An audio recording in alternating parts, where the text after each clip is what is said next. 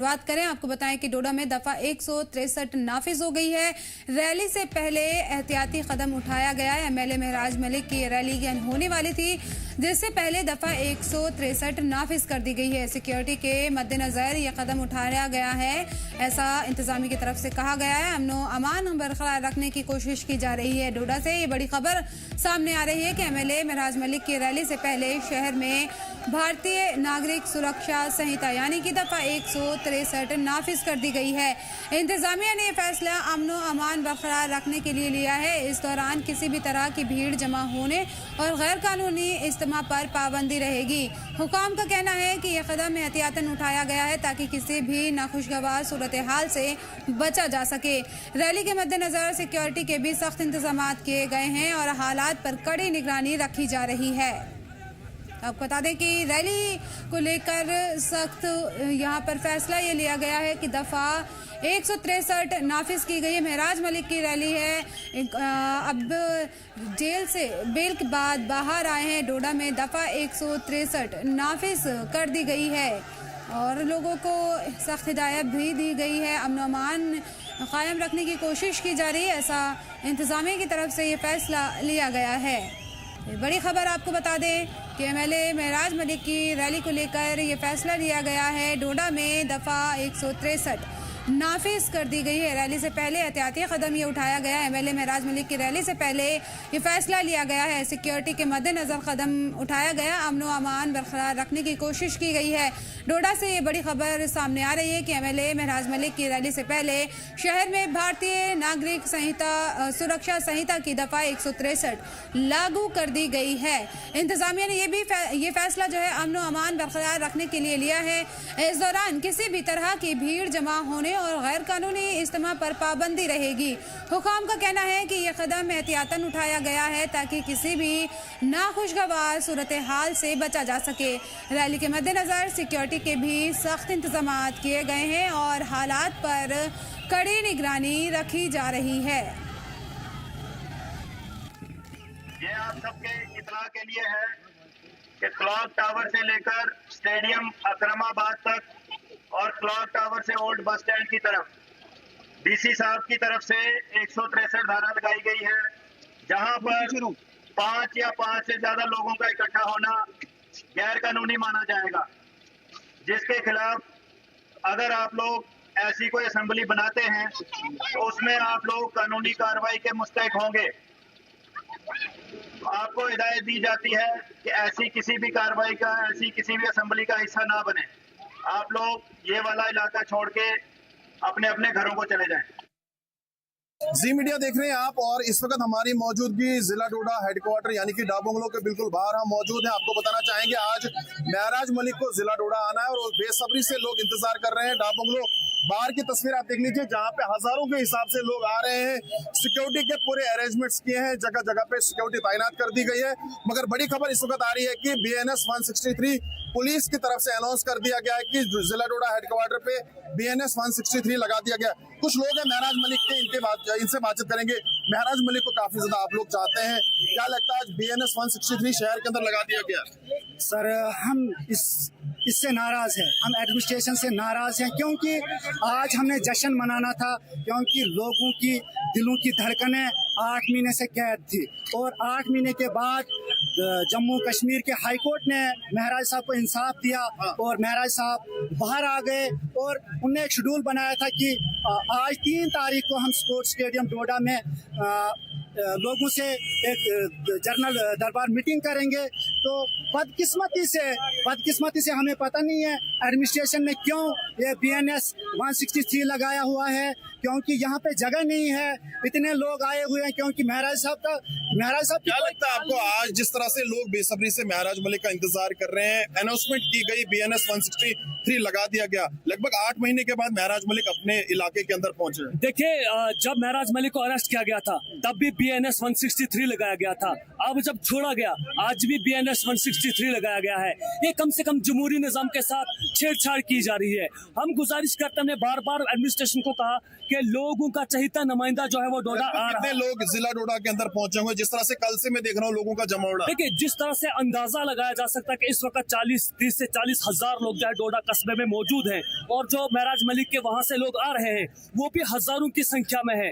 अगर एडमिनिस्ट्रेशन को ये लॉ एंड ऑर्डर में कोई खलल पैदा न हो, उससे बेहतर है कि लोगों को आराम से स्टेडियम जाने दिया जाना चाहिए था, ताकि पूरा मुल्क पे लोगों का मानना है कि BNS को नहीं लगा देना चाहिए था। और ये वो तस्वीरें जहां पे आपने देखा था आज से लगभग 8 महीने से ज्यादा जो यहीं से PSA लगे था जब महराज मलिक को गिरफ्तार किया था, और आज यहीं पे महराज मलिक आएंगे जब पहली बार जिला हेडक्वार्टर डोडा पहुंचेंगे। जी मीडिया के लिए वसीम गुट्टू, डोडा।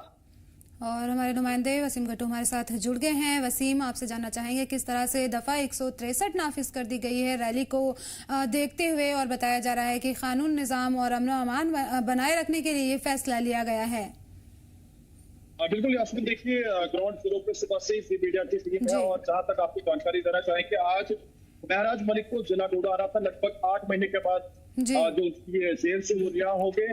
उसके बाद बेसब्री से जिस तरह से लोग इंतजार कर रहे थे, आज मॉर्निंग में पुलिस ने एक अनाउंसमेंट की, धारा 144 यानी कि 163, जिसका धारा 144 से पहले कहा करते थे, आज 163 BNS जो है वो लगा दिया जाता। मगर जिस तरह से लोग काफी ज्यादा जिला डोडा के अंदर देखे गए, यानी कि कंट्रोल से ज्यादा लोग शहर के अंदर देखे गए। मैं इस वक्त ठीक स्पोर्ट्स डोडा के अंदर मौजूद हूँ। मैं कैमरामैन से बताऊँ वो तस्वीरें आप तक पहुंचाएं। हजारों के हिसाब से लोग आपको यहाँ पे देखने को मिलेंगे।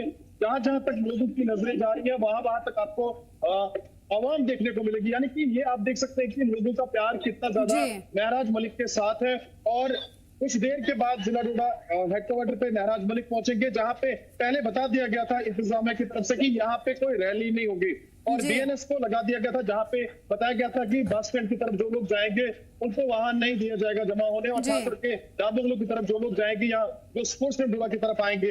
अब आप देख रहे हैं कि जो एक पीसफुल जगह स्पोर्ट्स स्टेडियम डोडा है, वहां पे महराज मलिक का इंतजार किया जा रहा है। और आज हम देख रहे हैं कि पहली दफा जिला डोडा के अंदर इतनी ज्यादा महिलाएं घरों से बाहर आई है। महराज मलिक को जो चाहने वाले लोग हैं, उनके जो सपोर्टर हैं, और खास करके जो महराज मलिक को कुटवा जेल के बाहर भी इंतजार कर रहे थे कि कब महराज मलिक को छोड़ा जाएगा, और यहाँ पे हम उसका इंतजार करेंगे, उनका ग्रैंड वेलकम करेंगे। और आप देख रहे हैं कि जिला डोडा से अलग अलग एरिया से, अलग अलग पंचायत तकरीबन कितने लोग होंगे वसीम इस रैली में, क्योंकि काफी बड़ी तादाद नजर आ रही है? परफेक्ट आंकड़ा हम नहीं बता सकते, 30,000 से ज्यादा लोग हो सकते हैं जो हमें अभी तक जानकारी मिली है, और जो हम खुद सुबह से ग्राउंड पे मौजूद हैं। मैं बताना चाहूंगा सिक्योरिटी के पूरे अरेंजमेंट्स किए गए हैं, जगह जगह पे लोगों को तैनात कर दिया गया, पुलिस की नफरी को बढ़ा दिया गया है। और ये जमावड़ा आप देख सकते हैं, यूथ आप देख सकते हैं, आवाम आप देख सकते हैं, और हजारों के हिसाब से जिस तरह से महराज मलिक को लोग चाहने वाले हैं, वो अलग अलग एरिया से, चाहे किश्तवाड़ हो, भदरवा हो, प्राणू हो, बाला हो, इन इलाकों से लोग आए। खास करके रामबन से भी मैं देख रहा हूँ कुछ लोग यहाँ पे महराज मलिक आज यहाँ पे क्या से लोगों से मिलते हैं, जिस तरह से लगभग 8 महीने के बाद जिला डोडा वो पहुंचने वाले हैं। जी 8 महीने के बाद वो यहाँ पहुंच रहे हैं। ये जो फैसला अभी लिया गया है वसीम, जो दफा 163 नाफिज की है, वो आज के लिए है या ये आगे भी जारी रहेगी?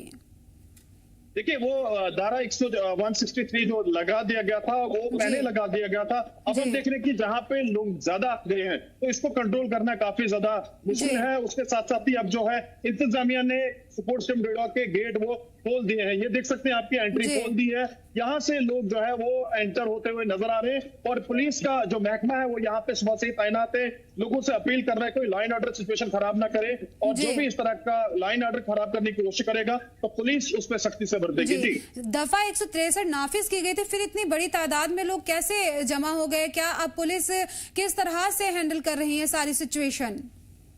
देखिए यास्मीन, अगर आज से एक दिन पहले इसको जो है नाफिज कर दिया गया था, जरूर आज के दिन इतनी भीड़ हमें नहीं देखने को मिलती। आज सुबह मॉर्निंग में इसको नाफिज कर दिया गया, उससे पहले ही लोग यहाँ पे पहुंचे हुए थे, तो इसको कंट्रोल करना काफी ज्यादा मुश्किल था। और एडमिनिस्ट्रेशन ने यही सही समझा कि लोग अगर कहीं इकट्ठा होना चाहते हैं पीसफुल तरीके से तो इनको इकट्ठा होना दिया जाए। तो आज भी मैं देख रहा हूँ कि डोडा के अंदर बेसब्री से जहाँ पे महराज मलिक को इंतजार लोग कर रहे हैं, कुछ देर के बाद ही आप देखेंगे जिला हेडक्वार्टर डोडा पे पहुंचेंगे, और हजारों के हिसाब से लोग उनके साथ भी जो बटोत से डोडा की तरफ आ रहे हैं, तो देखेंगे आपकी किस तरह से लोग उनके साथ भी यहाँ पे पहुंचेंगे। जी, ये रैली की इजाजत क्या पहले मांगी गई थी और फिर मना किया गया, किस तरह से अब यहाँ पर एक बड़ी रैली होने वाली है?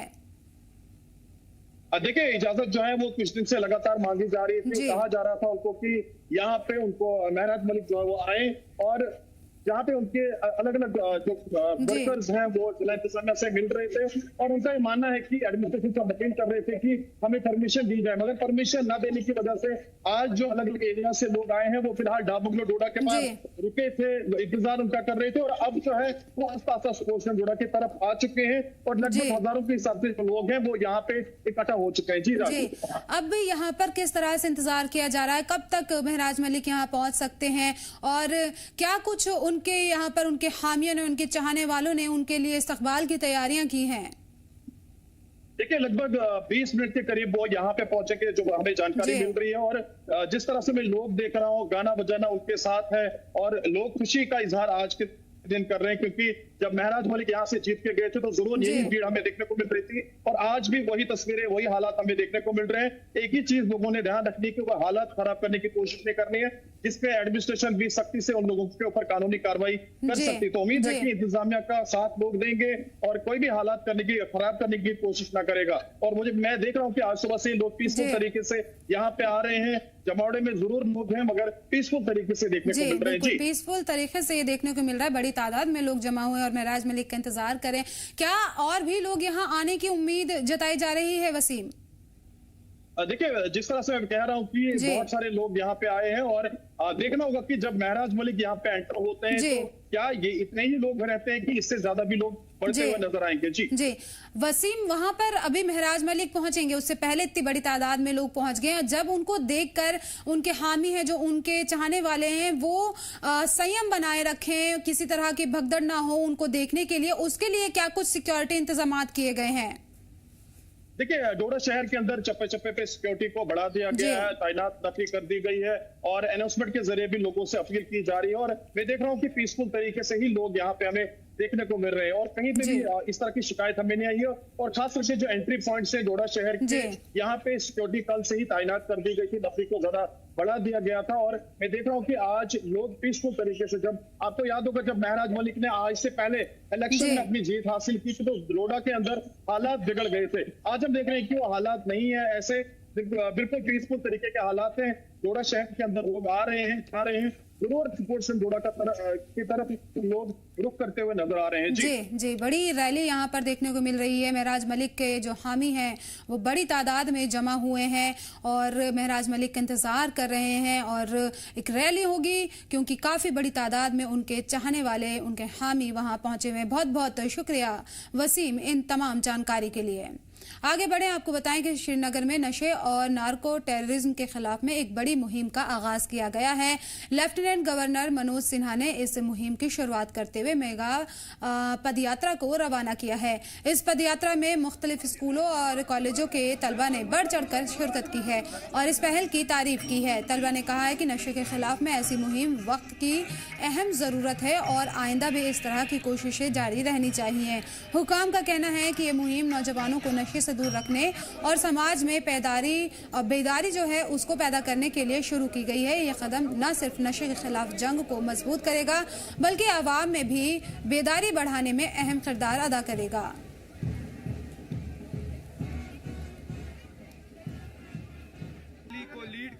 कुलगाम के गोन इलाके में हालिया ओलावृष्टि ने किसानों को बड़ा नुकसान पहुंचाया है। पीडीपी के जिला सदर जफार उल्लाहवानी ने इंतजामिया से फौरन कदम उठाने की अपील की है। उन्होंने कहा है कि तेज ओलावृष्टि से बागात और खड़ी फसलों को बुरी तरह मुतासिर हुई हैं, जिससे किसान और बागात जो हैं बागवान जो हैं उनको सख्त परेशानी का सामना करना पड़ रहा है। जफार वानी ने जोर देते हुए कहा है कि फौरन एक टीम बनाई जाए और जो नुकसान का सही अंदाज़ा लगाए और शफाफ तरीके से रिपोर्ट तैयार करे। उन्होंने मुतालबा किया है कि मुतासरीन को जल्द और मुनासिब मुआवजा दिया जाए ताकि उन्हें राहत मिल सके। रहनुमा ने हुकाम से दरख्वास्त की है कि इस मुश्किल वक्त में किसानों की मदद के लिए तेज़ी से कार्रवाई की जाए ताकि उनके नुकसान की भरपाई हो सके।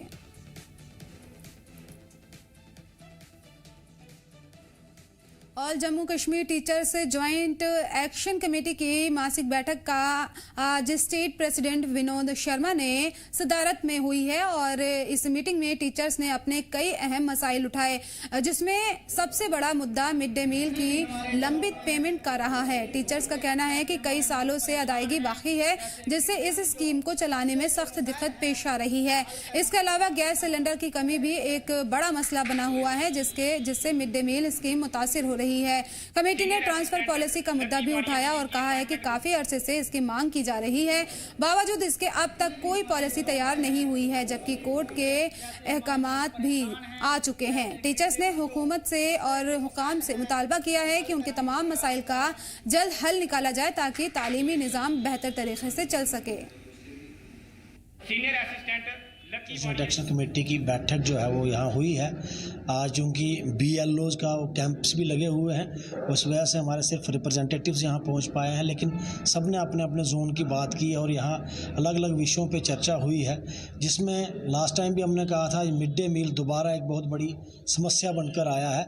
यहाँ एक तरफ सिलेंडर लोगों को नहीं मिल पा रहे हैं टाइमली, उसमें भी मिड डे मील चलाने में बहुत दिक्कत आ रही है, और उसके साथ ही लोगों के जो ड्यूज़ हैं पिछले 8-8 महीनों से लोगों के पेंडेंसी जो है वो पैसे उनको नहीं मिले हैं, जिसकी वजह से मिड डे मील जो है वो सही तरीके से चलाने में टीचर्स को बड़ी परेशानी आ रही है। लद्दाख से अहम खबर सामने आई है। यूटी लद्दाख के लेफ्टिनेंट गवर्नर विनय कुमार सक्सेना ने दूसरी लद्दाख हज कमेटी की नई तश्कील को मंजूरी दे दी है। साबिका हज कमेटी की मियाद खत्म होने के बाद से ये फैसला लिया गया है। गुलाम अब्बास आबिदी को कमेटी का चेयरमैन मुकर्रर किया गया है, जबकि दूसरे अरकान भी नामजद किए गए हैं। यह हज कमेटी लद्दाख के लोगों के लिए हज सफर के इंतजामात में अहम किरदार अदा करेगी। जी मीडिया से गुफ्तगू करते हुए नए चेयरमैन ने वजारत अक़लियती उमूर पार्लियामेंट्री अफेयर्स वजीर किरण रिजिजू और लद्दाख इदारे का शुक्रिया अदा किया। उन्होंने कहा कि वो लद्दाख में हज कमेटी हाउस कायम करने की कोशिश करेंगे ताकि हाजियों को इंतजाम के लिए श्रीनगर ना जाना पड़े। साथ ही उन्होंने यकजहती और हम आहंगी को भी बढ़ावा देने और हाजियों की शिकायत दूर करने की भी यकीन दिलाया और कहा कि हज कोटा बढ़ाने के लिए भी काम किया जाएगा। तो उसके लिए मैं सबसे पहले हमारे पार्टी के स्टेट प्रेसिडेंट श्री टशी ग्याल्सन खच्चू जी का, former CC advocate Tashi Gyalson ji का, और ख़ासकर हिज एक्सेलेंसी विनय कुमार सक्सेना जी का मैं बहुत ही मशहूर हूँ, शुक्रगुजार हूँ। साथ ही साथ किरण रिजिजू जी जो हमारे honourable minister for parliamentary affairs and ministry affairs government of India है, तो उनका भी मैं बहुत ही शुक्रगुजार हूँ। उन्होंने मेरे ऊपर इतिमाद रखकर उन्होंने मुझे अपॉइंटमेंट दिया। तो मैं कहूँगा कि इंशाल्लाह आने वाले सालों में हमारा जो टेन्योर मेरा रहेगा, इसमें हज कमेटी हज जो हमारे जितने भी लोग हज पे जाते हैं उनका किस हिसाब से हम अच्छे हिसाब से मैनेजमेंट हम कैसे कर पाए, कहाँ पे उनको रखना हो। फॉर एग्ज़ाम्पल अभी हम देखें तो यहाँ से हमें श्रीनगर जाना पड़ता है, तो मैं यही कोशिश करूँगा जितना हो सके, अगर हमारा अपना लद्दाख में, हम तो एकदम जम्मू कश्मीर से हम अलग हैं, तो लद्दाख में अगर हमारा अपना ही एक हज कमेटी का हज कमेटी हाउस अगर बन जाए तो मैं सबसे पहले उसके लिए मैं कोशिश करूँगा। साथ ही साथ बहुत खुशी की बात है कि for the first time in the history of Ladakh 70 सालों के बाद जो है हमारा ये सेक्रेटेड बुद्धा ये रेलिक्स हमें आया हुआ है, तो बहुत ही हमारे लिए ये एक बहुत ही अच्छा शुगुन, क्योंकि जिस दिन बुद्धा रिलीक्स आया उसी दिन मेरा ये नोटिफिकेशन में निकाल गया। तो मैं ये कहूँगा कि हम सब जितने भी लद्दाख के वासी हैं, जितने भी लद्दाख के लोग हैं, इर्रेस्पेक्टिव ऑफ रिलीजियस एफिलिएशन, हमारा जो भाईचारा है उसको भी कायम रखने की मैं बहुत कोशिश करूँगा इंशाल्लाह। तो साथ में मैं जितने हमारे लद्दाख के, चाहे अंजुमन इमामिया हो, चाहे अंजुमन मोल इस्लाम हो, चाहे हमारे बुद्धिस्ट एसोसिएशन हो, सब के साथ मिल के काम करने का मैं कोशिश करूँगा। इसमें हमारे उलमा हज़रात हैं उनके साथ हो, चाहे इर्रेस्पेक्टिव ऑफ हमारा रिलीजियस एफिलिएशन, मैं ये कहूँगा ये अब एक प्रोटोकॉल या पोर्टफोलियो जो मुझे मिला है उससे न सिर्फ हज कमेटी का होगा, बाकी चीज़ों में भी हम बढ़ चढ़ के हम हिस्सा ले सकते हैं लद्दाख की तरक्की के लिए, लद्दाख के हमारे अमन व खुशगवार माहौल जो उसको मेंटेन रखने के लिए, और जितने भी लोगों का एस्पिरेशन है उनको अपने पार्टी के आइडियोलॉजी के साथ रखते हुए मैं यही कोशिश करूँगा कि उसको भी हम साथ में एड्रेस करने की, क्योंकि अब कुछ एक प्रोटोकॉल मिला तो उससे काफ़ी लोगों के साथ मिलने जुलने का, लोगों के इश्यूज़ जो है वो रेस करने का मौका मिलेगा। तो मैं बहुत कोशिश करूँगा कि हज कमेटी के साथ साथ बाकी इश्यूज़ को भी एड्रेस करने का। सर क्या कहेंगे इस रिस्पॉन्सिबिलिटी को आप किस तरह से देते हैं और साथ ही साथ किस तरह की प्रायोरिटीज़ जो है पहले आपकी रहेगी सर? मैं सबसे पहले तो हमारे प्रायोरिटीज़ यही रहेगा कि जितना भी हो सके लद्दाख में कहीं हमारे अपना हज का हाउस अगर बन जाए, प्रायोरिटी उसी पे रहेगा। उसमें लैंड अलॉटमेंट हो, एलोकेशन ऑफ फंड्स हो, मैं उन सब के लिए मैं कोशिश करूँगा। तो मुझे यकीन है कि government of India, honourable prime minister Narendra Modi ji हो, या चाहे हमारे honourable home minister Amit Shah ji हो, या ऑनरेबल मिनिस्टर हमारे किरेन रिजिजू जी है, उनसे सही तरीके से अगर हम डिमांड करें तो नहीं मिलने का कोई इसमें वो है ही नहीं है। तो इंशाल्लाह तो वही कोशिश करूँगा कि हज हाउस यहाँ पे लद्दाख में बने, और हमारे लद्दाखियों जितने भी लद्दाख के हमारे यहाँ से हज के लिए लोग जाते हैं उनकी मुश्किलात को दूर करने की मैं बहुत कोशिश करूँगा। जो अभी वो लोग सामने, वैसे तो मुझे उतना अभी इतना पता नहीं है कि इसमें क्या क्या है, न्यूली अपॉइंट हुआ है, तो मैं सिरे से जाके मैं कोशिश करूँगा कि जितने भी उनकी मुश्किलात है उनको दूर करने की। सर कुछ मेजर इम्प्रूवमेंट्स अगर आप कुछ देख रहे हो कि पहले के मुकाबले आप इसमें इस दौरान अपने टेन्योर में करना चाहे तो? मैं बहुत ही गवर्नमेंट ऑफ इंडिया का, नरेंद्र मोदी जी के क़यादत में जो हमारा भारतीय जनता पार्टी का जो हुकूमत आया, उसका मैं बहुत ही दिल की गहराइयों से मैं शुक्रिया अदा करना चाहता हूँ। पहले लॉटरी लगता था हज के लिए, सीट का कोटा यहाँ पे लद्दाख में होता ही नहीं था। मुझे खुद मालूम है कि हमारा एक हमसाया बेचारा 3 साल के बाद उसको हज जाने का नसीब हुआ, लेकिन अभी हमें इतना इन्होंने सीट बढ़ा के दे दिया कि किसी को सीट नहीं मिलने के कोई है ही नहीं, मतलब तो ये सबसे बड़ी बात है। तो इसलिए मैं गवर्नमेंट का बहुत ही शुक्रगुजार हूँ। आइंदा आने वाले सालों में इससे भी ज़्यादा अगर जाना चाहे, लोग जाना चाहे, तो उस कोटे को हम बढ़ाने की कोशिश करेंगे। तो ये मेरा टॉप प्रायोरिटी पे, ये भी मेरा एक प्रायोरिटी पे होगा इसमें। चलिए सर, बहुत बहुत शुक्रिया। तो अभी हमारे साथ बात कर रहे थे गुलाम अब्बास अबीदी सर, जो कि नए जो नियुक्त किए गए हैं चेयरमैन जो हज कमेटी के। तो बने रहिए मीडिया जैन के लद्दाख के साथ मैजिक मितले से। कश्मीर में नशे के खिलाफ में मुहिम अब और तेज हो गई है। श्रीनगर में लेफ्टिनेंट गवर्नर मनोज सिन्हा ने मेगा पदयात्रा को रवाना किया, जो कि नशा मुक्त जम्मू कश्मीर अभियान के तहत एक बड़ा कदम माना जा रहा है। CRC फुटबॉल स्टेडियम से शुरू हुई इस पदयात्रा में 35,000 से ज्यादा लोगों ने शिरकत की, जिसमें तलबा, अफसरान और सिविल सोसाइटी के अफराद शामिल रहे। LG ने नशे को खामोश दहशतगर्दी करार देते हुए ड्रग नेटवर्क के खिलाफ में जीरो टॉलरेंस की वार्निंग दी है।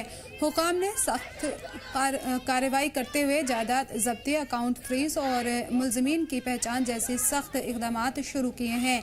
इब्तिदाई मरहले में 440 तस्करों को गिरफ्तार किया गया है और करीब 350 FIR दर्ज हुई हैं। इस मुहिम में अवेयरनेस ड्राइव, कसम की रस्में और सकाफती प्रोग्राम भी शामिल रहे, ताकि नशे के खिलाफ में अवाम में मजबूत एहतजाज पैदा किया जा सके, अहद पैदा किया जा सके। ये पूरी कोशिश नौजवानों को महफूज रखने और ड्रग नेटवर्क को खत्म करने के लिए की जा रही है। जन भागीदारी ये सब कुछ हुआ पिछले कुछ वर्षों में। नार्को टर्मिनेक्स के अनेक मामले पुलिस ने सफलतापूर्वक हल किए।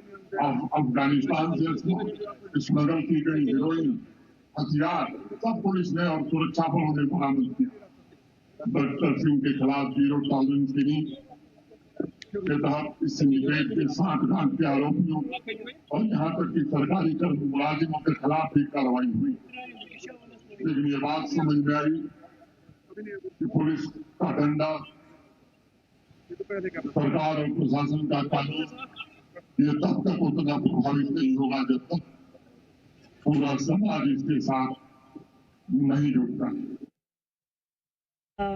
मेरा नाम डॉक्टर फराह शफी है। मैं medical superintendent district hospital Ganderbal को रिप्रेजेंट कर रही हूँ। हमारे यहाँ से गांदरबल से अप्रॉक्सीमेटली हेल्थ की तरफ से लगभग 500 की टीम आई हुई है, कंटिजेंसी आई है। सो हम सारे इस वक्त इसलिए यहाँ पे खड़े हुए हैं ताकि हम फाइट अगेंस्ट ड्रग्स के लिए जो है शाना बशाना खड़ा हो। एक अवेयरनेस कैंपेन चूंकि ये चल रही है और हम भी ये चाहते हैं कि हमारे जो नौजवान हैं जो इसमें मुलव्वस हैं या जो ऐसी चीज़ों में अपने आप को कमज़ोर समझते हैं, तो अपने आप को कमज़ोर मत समझिए, ड्रग्स को हमेशा इनकार कीजिए। लाइफ बहुत ज़्यादा खूबसूरत है, इसमें आप सिर्फ फंसते जाएंगे। एक छोटा सा कश आपको ज़िंदगी की तबाही के रास्ते पे ले जाएगा। तो मैं यही बता दूं कि जो भी ऑनरेबल एलजी मनोज सिन्हा ने कदम उठाया है, हम सब के लिए और नौजवान यूथ के लिए ये बहुत ही अच्छा कदम है। और मुझे लगता है एडमिनिस्ट्रेशन, पुलिस के साथ साथ हम सबको यूनाइट होना चाहिए और आगे बढ़ना चाहिए हम सबको कि इस जहर के खिलाफ हमें लड़ना चाहिए। क्योंकि जो भी यंग यूथ है हमारी, जो भी हमारे भाई है या बहनें हैं, वो अब आराम से धीरे धीरे से सब ये नौजवान जो है नस्ल है ये खत्म हो रही है। हम सबको आगे आना चाहिए और इस नशे के खिलाफ हमें लड़ना चाहिए। मैं यहाँ पे ड्रग अब्यूज़ के बारे में कुछ बोलूँगी। ड्रग अब्यूज़ हमारी बॉडी के लिए बहुत हार्मफुल है और एक इंडिविजुअल पर्सन के लिए भी बहुत हार्मफुल है ड्रग अब्यूज़। ड्रग अब्यूज़ हमें अब इंसान को एक ही तरह तबाह नहीं करता है, हमारी बॉडी को, हमारी फिजिकल मेंटल हेल्थ को तबाह कर देता है।